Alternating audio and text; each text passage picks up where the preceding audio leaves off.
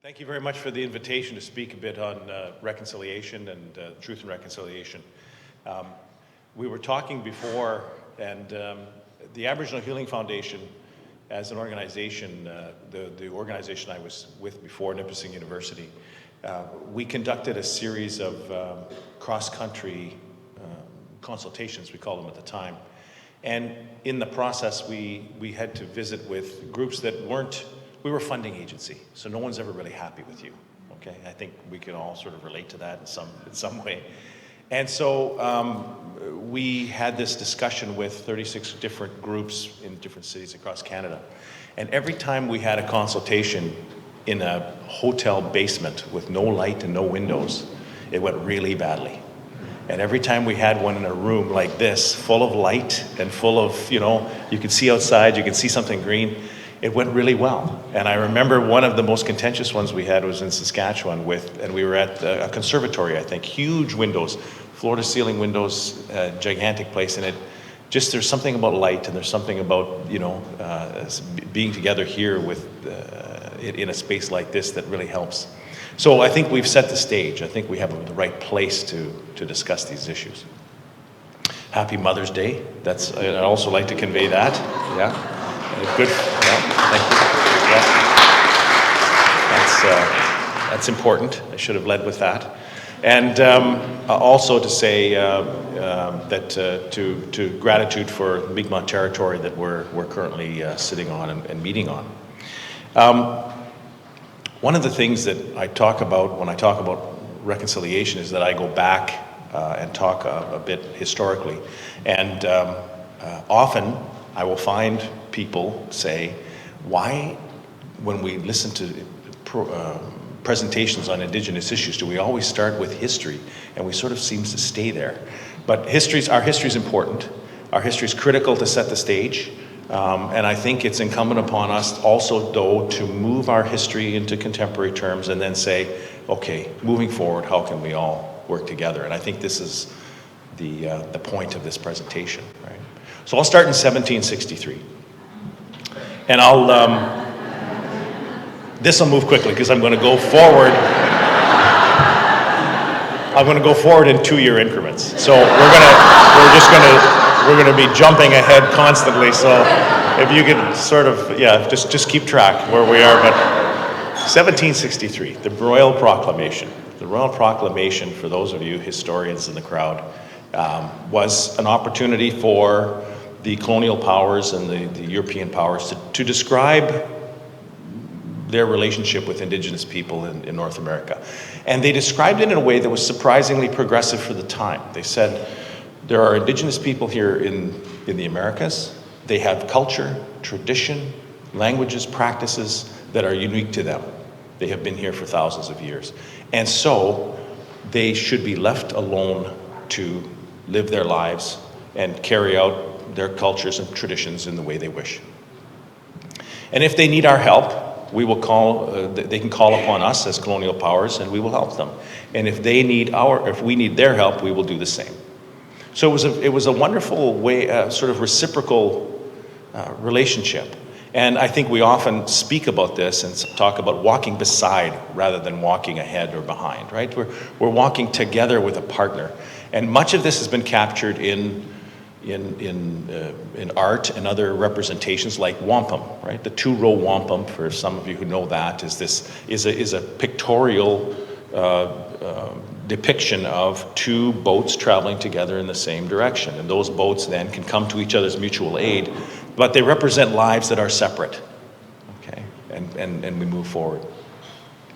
This is the way it was for Indigenous people in Canada for hundreds of years, until the late 1800s, when, not too long after Confederation, we began to get in the way. We began to be an impediment to progress, and certainly an impediment to Western progress. So all of the First Nations communities, Métis communities in the West, were an impediment to the development of the railroad and the disposition of land and settlement. And we weren't any longer just people who could be conveniently left aside. In fact, how to deal with the, quote, Indian problem in the late 1800s. There was a time when there was negotiations underway with the Hudson Bay Company that they would assume responsibility for Indigenous people in Canada in exchange for land and other considerations. So we were almost sold to a corporation. And so that gives you some sense of sort of where we were, how we became a problem. And so the government of Canada at the time began to manage us through a series of treaties. So treaties are largely just statecraft. It's a way of managing people without war. And so many of the treaties that we have now are things that we need to revisit because they often convey ideas that we didn't sign on to. And these are discussions that we even have today. You have to get it right, or else your discussions will move forward 150 years later. So treaty making was one way to manage Aboriginal people, but there were other ways in which our governments decided that they had to intervene. The Canadian government had seen in the United States the use of education as a tool to control young people and to re-educate them. In fact, if you look at Harvard University, and you go back to one of their original missions in 1630, it said that Harvard University was created for the education of the English and Native American man at the time. It was only men who went to university. But at the same time, we're talking about a foundation that saw it as important to re-educate Native American people, to have them essentially become something that they weren't, and to join productive Western civilizations. So one of the concepts that was used was the idea of remote boarding schools. It started in the United States. The Canadian government liked this idea and then imported it to Canada into a system that we now call the residential school system.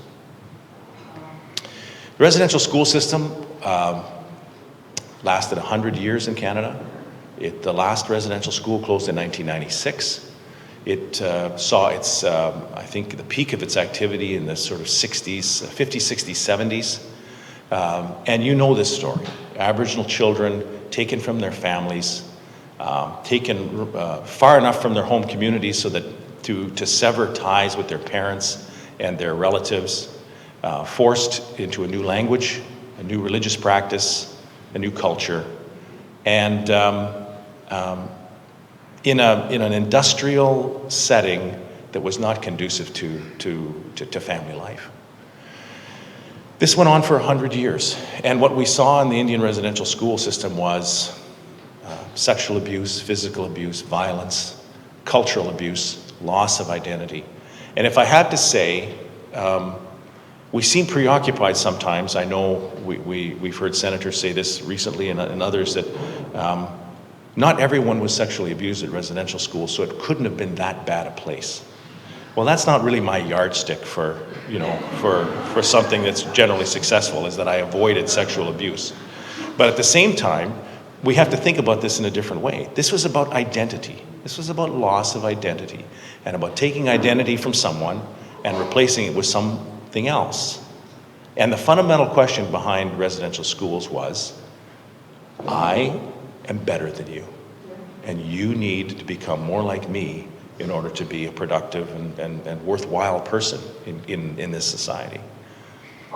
The repercussions of that are really significant, tremendously significant, because by loss of identity then, and when we look at more contemporary problems in Aboriginal society, we say, this is at the root of it all. This is this removal of identity and the removal of the kind of coping mechanisms and resilience that we all rely upon from our own cultures and traditions. That loss was tremendous and has really set the stage for later problems. In the 1990s, I think it was probably the 1990s or late 80s that we began to hear in Indigenous conferences and these sorts of gatherings, we began to talk to each other a little bit about residential schools, but we did so with real trepidation. It was a concern. So we would go to conferences like this and we would be talking about social problems and social ills, and someone at the back would put up their hand and say, hey, what about residential schools? We should talk about that. And someone would say, well, let's put that on the too hard pile for now, and we'll get to that. We'll park that just for a little bit. But we never seemed to get back to it. We never seemed to talk. In a couple of very significant events occurred, and one was Phil Fontaine's a speech he gave in the early 90s about abuse in residential schools and his own role. And at the time, that was really galvanized our own community to start to talk about residential schools. The residential schools had a powerful sort of resonating impact that we still see today. And we often characterize it, I know at my work at the Aboriginal Healing Foundation, we characterize it in a model that I'll describe to you now. So if you picture a pebble in a pond with concentric circles radiating outward, and you think about the first incident that precipitated a lot of the problems we see today, we see an adult abusing a child at the center. So it could have been someone who worked at a residential school, or someone in the clergy, so anyone who worked in these institutions. So you have an adult and a child, and then that resulted in the next circle. And this is the circle that we have particularly difficulty talking about. And I think this is the circle that has sort of held up a lot of our discussions around residential school. And that is that in that circle is represented two children abusing each other. Because much of the abuse that occurred in residential school occurred between children. Now that sounds like I'm blaming the victim, but more importantly here in the center was that abuse between an adult and a child, and learned behavior on how to exercise power in a powerless situation, how to exercise authority. So my good friend has told me his story about being 7 years old and going into the institution, into a residential school, and then having 12-year-olds abuse him. And then when he became 12, all the 12-year-olds felt, well, this is our time now to abuse the younger children. So what you have is an undermining of sort of social norms, and this process that continued in a cycle that didn't seem to end. The next circle out is when those children return home. And they return home to home communities only to use this kind of violence and this violent approach to the world in a way to exercise authority in their families. So family violence, incest. And knowing full well, often, that the person down the road from us who lives here in the community is the person that abused me in residential school. So we're living amongst the people who were part of this abuse. And it led to the next circle, which is the gradual destruction of community norms, the fighting that occurs between families and individuals in a community. This is something we often call lateral violence. So where does this lead us? Well, it leads us to all these sort of symptoms that we see today when we talk about the worst outcomes in our communities. We talk about our overrepresentation in prisons. We talk about family violence, our overrepresentation in the child welfare system, youth suicide, not just suicide, but suicide amongst children. All of these things, as if we as observers are sort of looking through the window and we see all these symptoms on the outside, but we don't understand, or we don't take the time to think about where this all originated, in the center of that circle, with that first act of violence that just radiated outward and undermined our own capacities to live good and normal lives. So that is how, this is where we find ourselves, or this is where we certainly found ourselves in the 90s. And so we had to start to move beyond historical and now move forward. We had to start thinking about healing and reconciliation and what that looked like for us. And we started with apology. And there is something, the apologies as you read them from church groups that apologized as early as 1986, the United Church, others, the Anglicans, Presbyterians in the 90s, the government of Canada stepped forward with statements of regret and statements of reconciliation in the late 90s. All of these, this collective will to apologize is really poetry.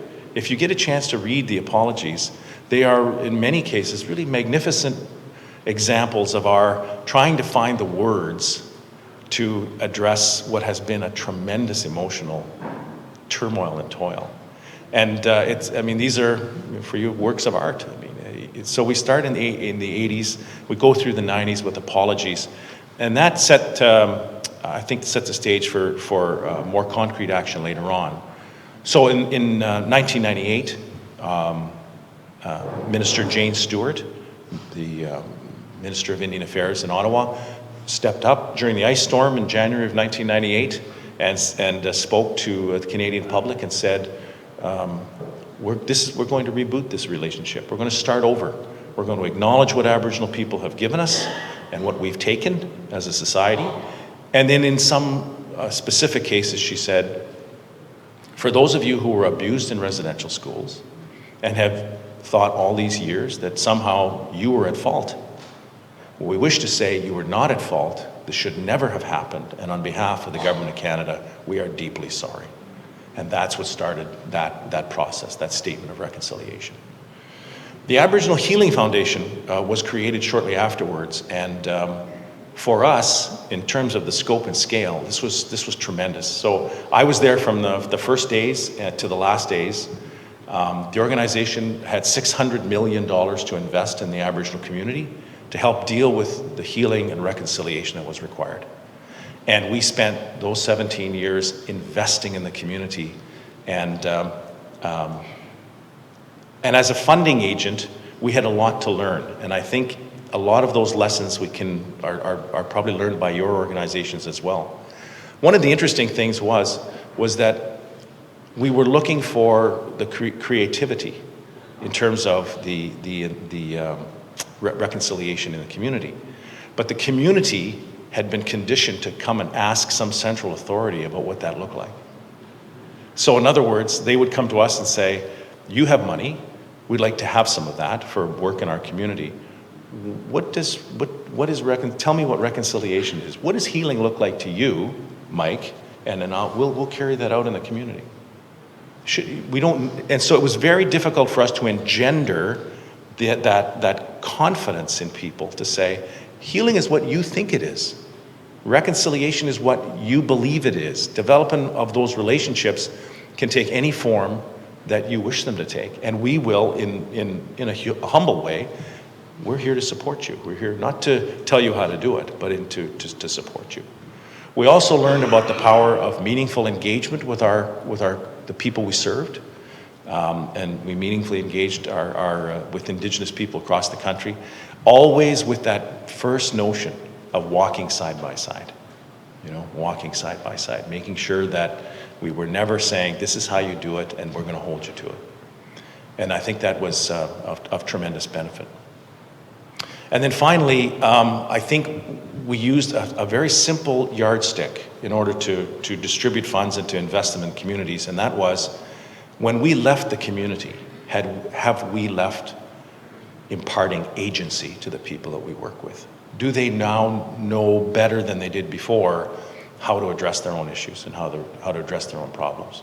So as an Indigenous agency, we were lucky in many ways. We had a pass on the trust part, but it was challenging all the same.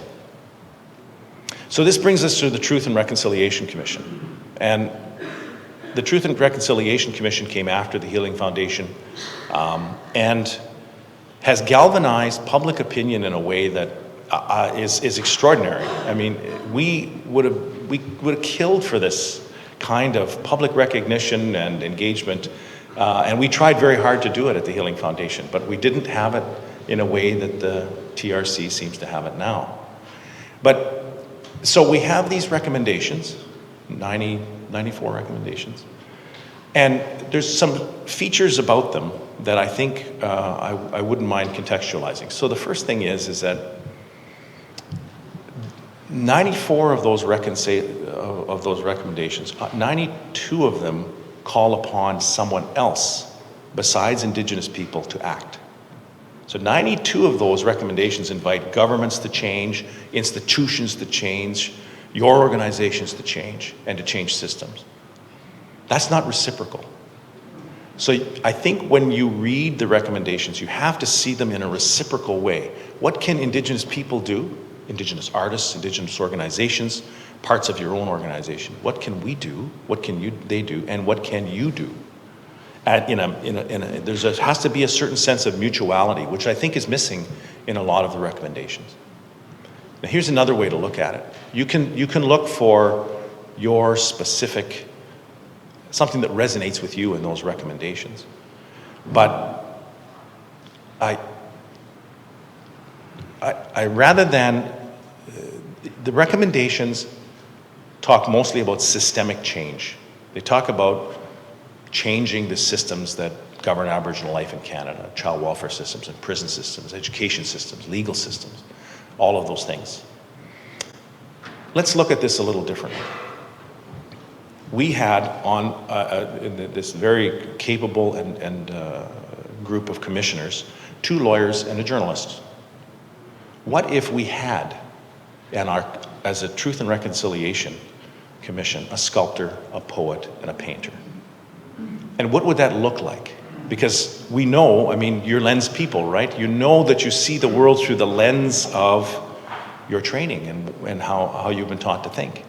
So it is no surprise then, as we look at 94 recommendations, that we have lawyers looking through their lens and suggesting changes to systems and how people relate to each other through systems and organizations. I invite you to look at the same truths and the same history and those same recommendations, but pretend as though our commissioners were a sculptor and a poet and a painter. And I think what you'll see is that is the piece that's missing in these recommendations. The idea that for real social change to occur, we are looking for people who can creatively inspire people to think. And those people who think then creatively change their social and political realities, and that changes systems. We don't change systems first. We change people's hearts and minds and influence them through art before any of that other stuff can occur. So that's what I think the TRC is about. And you have to look at it through your own lenses as organizations and as artists. It is the simple things, and I will close now, but the simple things that really change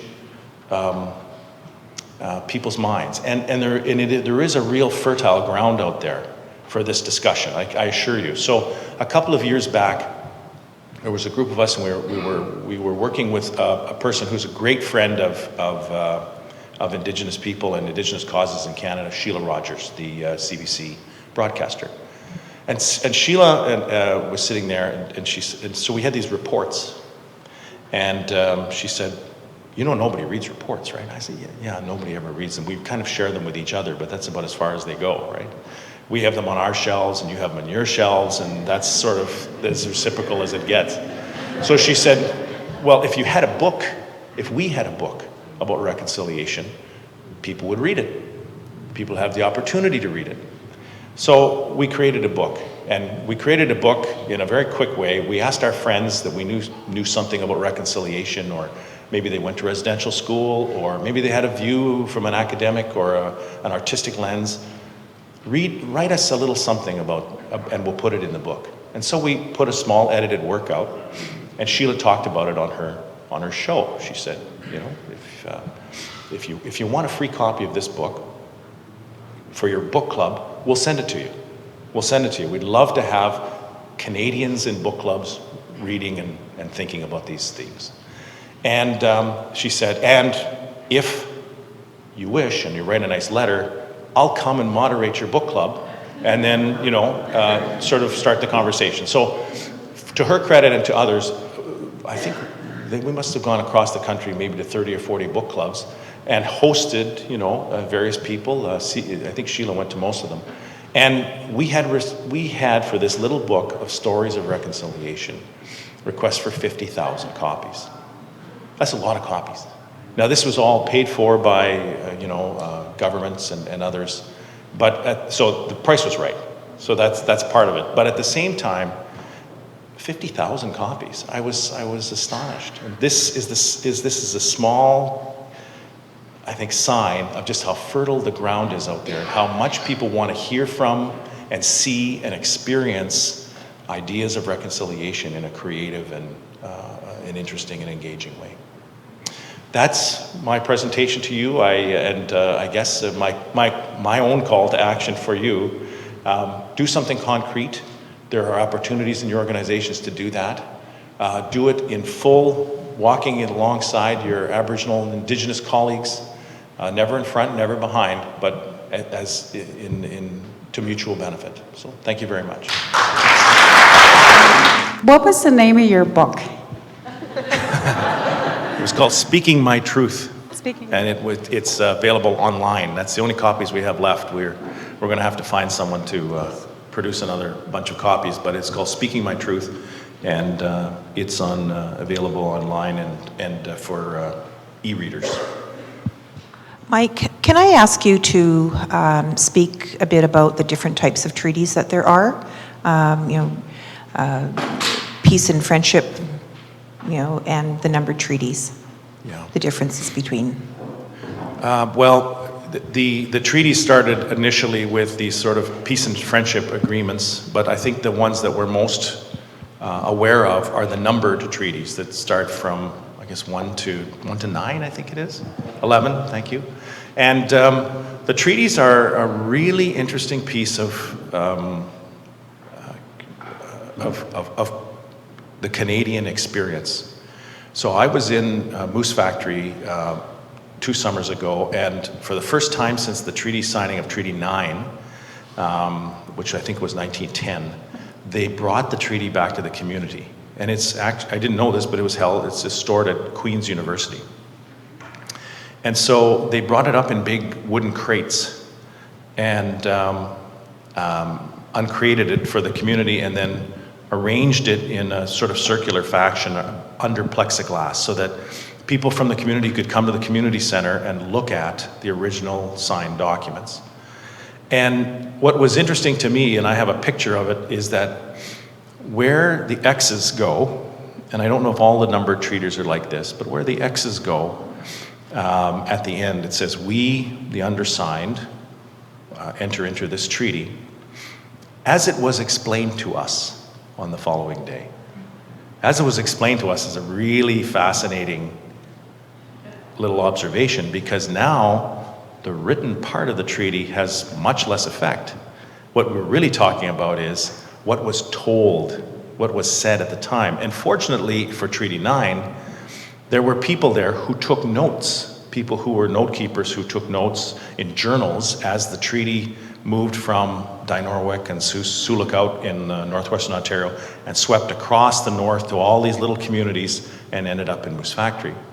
So the notes of what people heard and what people said are dramatically different from the written treaty. So really, the treaties themselves are not just a contract, some sort of binding contract, but the treaties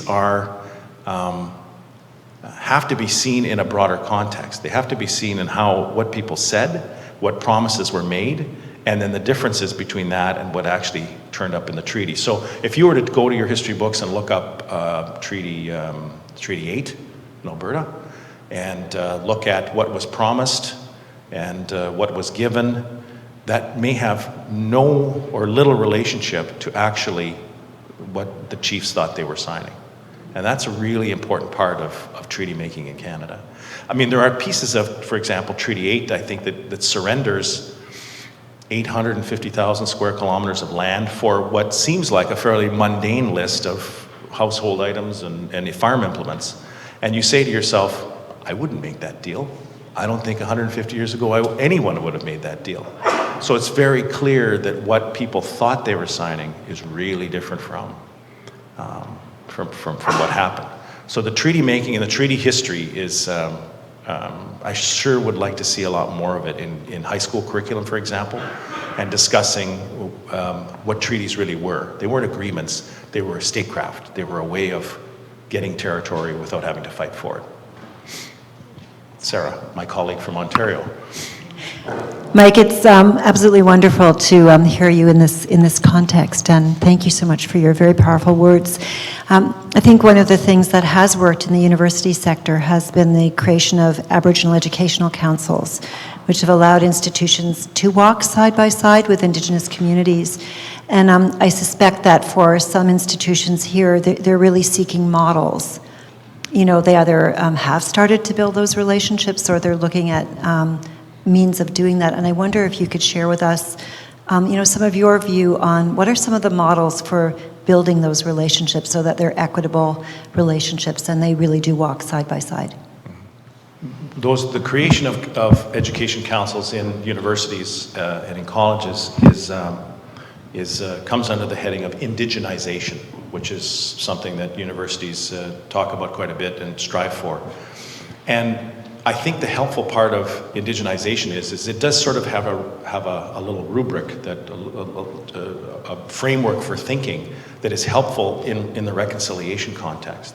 So when we talk about, and for those of you in larger organizations, when we talk about indigenization and reconciliation, and we talk about how an institution does this, there are touch points that you can examine to see if you're on the right track. So for example, in a large organization, you'd say, okay, the very first step we have to take is in governance and our broad planning.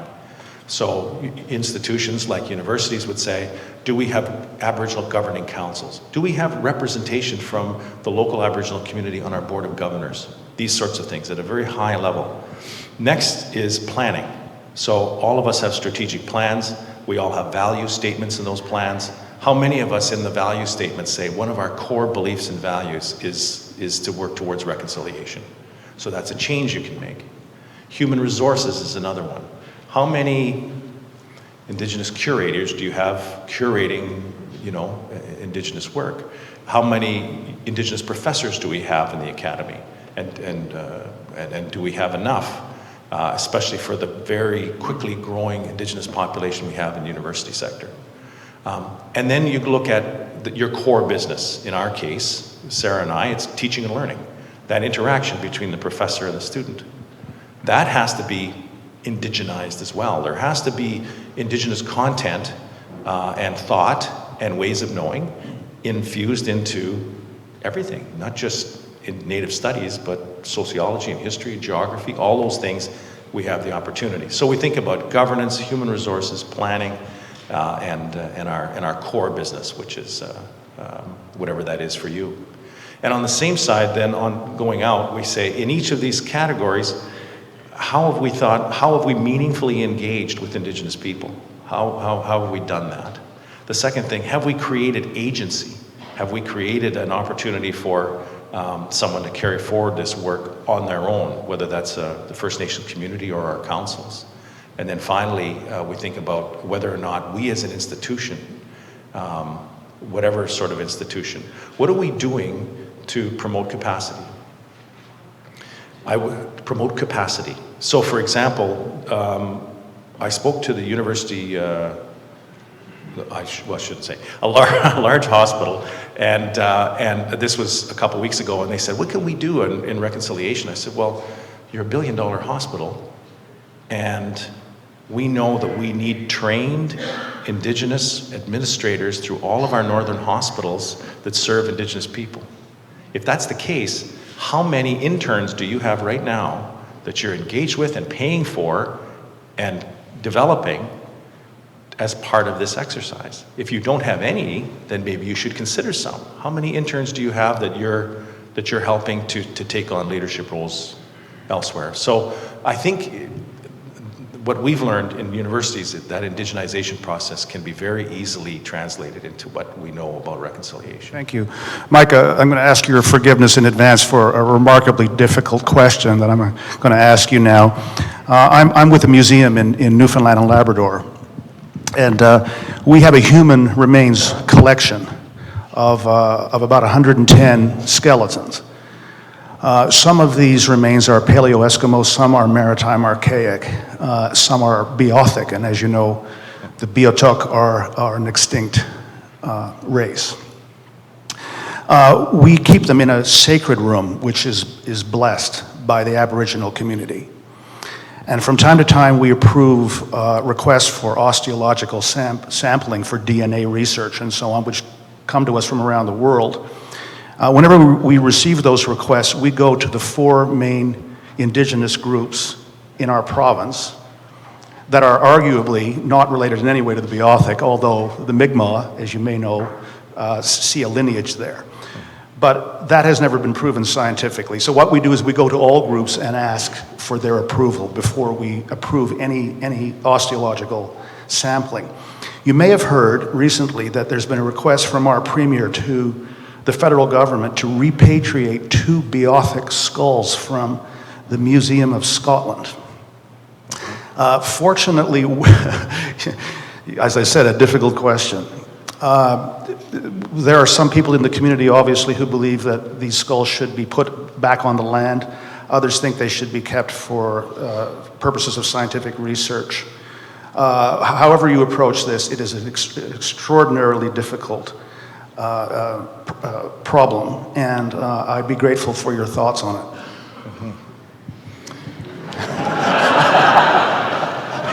Yeah, that's a tough question. That's a tough one. It is a tough one, isn't it? Well, I was part of, in a even earlier job, was part of the negotiation of the ethnographic materials for the Labrador Inuit Association land claim. And so it seemed to me that we talked mostly about benefits. There was a tendency to talk about ownership, but I think in the end we talked mostly about benefit. Who should benefit from such a repatriation, right? And so there was I think in the beginning there was a tussle over, well, who owns this, right? Who does this belong to, and who has a say over how these things are repatriated? But in the end of the day, we said what the real test is who should benefit, and the benefits then would be obviously to the next generations. Those are the people who benefit from this, and so it's regrettable that those skulls were taken away. They should have been left where they were, and they would now no longer exist in their current form. So, but at the same time, this is an opportunity for us to help develop or benefit the next generations. So certainly, those, in my view, then those skulls have to go back. But at the same time, I look to how the Labrador Inuit handle this issue, and they say, look, we want these things back so that our children will benefit from them. But we are willing to learn and have and understand how these things can be preserved and used both for traditional, cultural, and scientific reasons. So I think they've got to go back, but at the same time, there has to be a willingness for us, for you as professionals, to say, look, we now have to offer to train and to provide the resources for those things to be properly maintained for future generations. The current generation doesn't own them either. It's our children that own them and will benefit from them. Thank you.